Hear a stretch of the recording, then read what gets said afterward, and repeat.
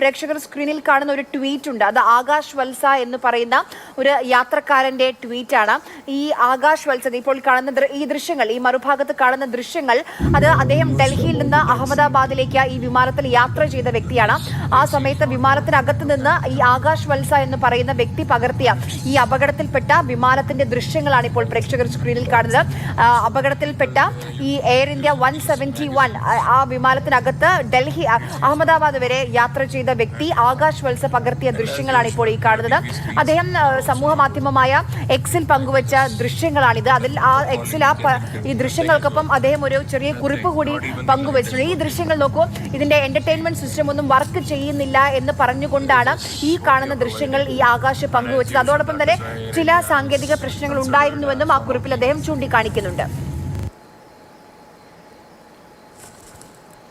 Akash Valsa, I was in the same flight for 2 hours from Delhi to Ahmedabad എന്ന് അദ്ദേഹം കുറിക്കുന്നുണ്ട്. അത് കഴിഞ്ഞ് വിമാനത്താവളത്തിൽ വെച്ച് ഈ താൻ സഞ്ചരിക്കാൻ പോകുന്ന ഡ്രീം ലൈനർ, വളരെ സന്തോഷത്തോടുകൂടി ഡ്രീം ലൈനറിലാണ് ഞാൻ യാത്ര ചെയ്യാൻ പോകുന്നത് എന്ന് ഒരു സ്റ്റാറ്റസ് ഇടാനോ അല്ലെങ്കിൽ കുടുംബത്തെ അറിയിക്കാനോ വേണ്ടി പകർത്തിയ ദൃശ്യങ്ങളാണിത്. അതാണ് ഇപ്പോൾ അദ്ദേഹം തന്നെ സമൂഹ മാധ്യമത്തിൽ പങ്കുവച്ചത്. ചില സാങ്കേതിക തടസ്സങ്ങൾ ഉണ്ടായിരുന്നു ആ വിമാനത്തിൽ എന്ന് അദ്ദേഹം പറയുന്നുമുണ്ട്. And as usual, your TV screens are also not working. Neither this button for calling the cabin crew. Nothing is working. Nothing. Not even the light is working. See, this is what you are providing. And as usual, that is why Air India is considered as one of the worst airlines in the world.